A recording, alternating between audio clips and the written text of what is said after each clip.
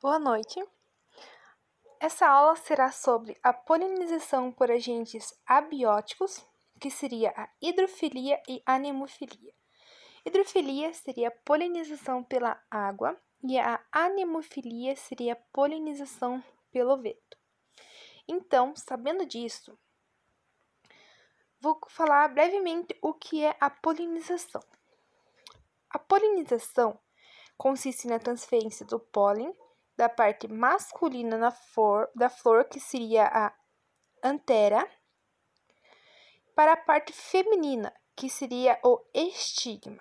Então, é basicamente isso que está disposto na imagem, o estigma e a antera.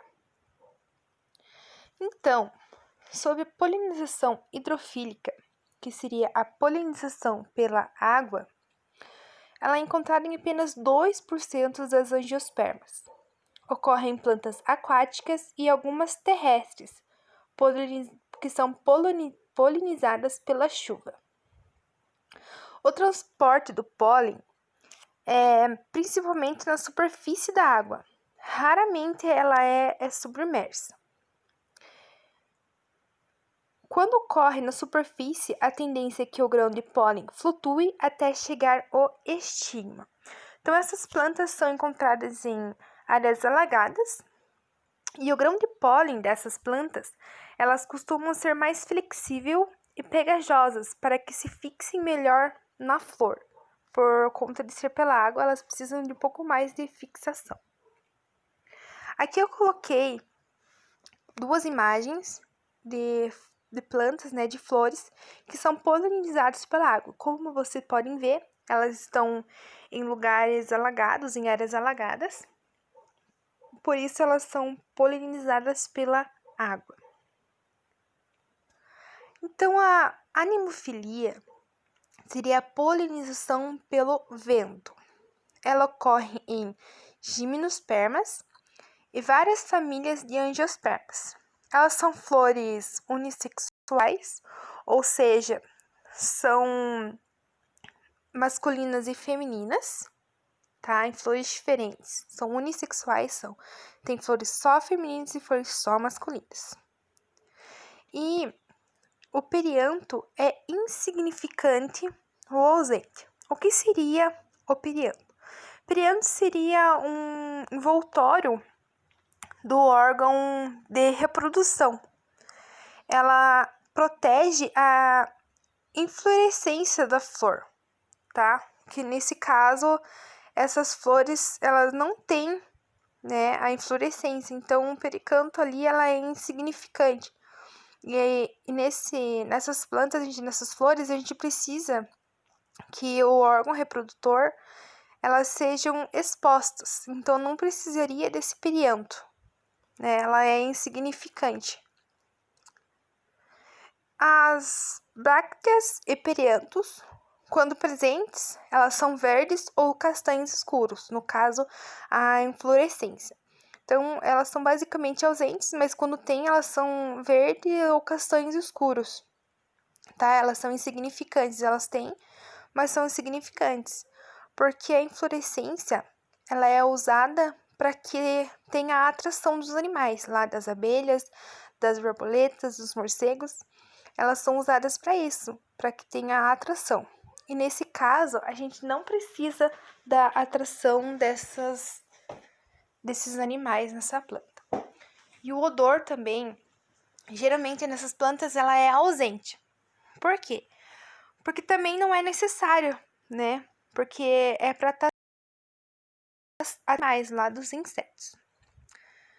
Então, as anteras, elas são expostas e geralmente com longos filetes flexíveis. As anteras seriam os órgãos reprodutores masculinos. E os estigmas, que são os órgãos reprodutores femininos, eles são expostos e geralmente com superfície receptiva, ampla e pilosa. O grão de pólen, ela é produzido em grande quantidade. Então, por que os estigmas são expostos? Porque é mais difícil pro vento lá, que vai estar levando o gameta masculino pro gameta feminino, o grão de pólen. é mais difícil que ele acerte aquele grão de pólen exatamente no estigma. Então, para facilitar isso, os estigmas são mais expostos, para que acabe sendo mais fácil a deposição do grão de pólen. E como não é tão fácil assim essa deposição, ela é produzida uma grande quantidade de grão de pólen, porque não é todos os grãos de pólen que vão conseguir se dispor ali nos estigmas. Então, por isso, ela é produzida em grande quantidade. Aqui eu coloquei 2 exemplos, acipérios e a comumente chamada de dente de leão, que são polinizadas pelo vento. São as mais comuns que tem, que é a que mais se falam. Mas também eu coloquei aqui o exemplo da flor, né, da planta do milho. Ela também é polinizada pelo vento. Então, aqui tem 3 exemplos mais comuns das plantas polinizadas pelo vento.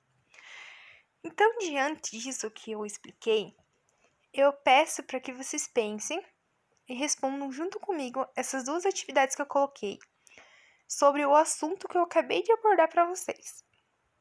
Eu vou estar lendo e vocês vão estar pensando na resposta. Muitas angiospermas apresentam flores vistosas, entretanto, outras são mais discretas, como flores do milho, que eu coloquei a foto anteriormente. Para compensar a falta de atrativos, a flor do milho apresenta uma grande quantidade de pólen em anteras bem expostas, o que garante a polinização. Então, me digam, essa polinização é feita pelas aves, pela água, por morcegos, pelo vento ou por insetos? Então, a gente pode dizer que é pela letra D. Por quê? Porque ali na pergunta ela fala que são plantas discretas, né? São plantas que não têm atrativos.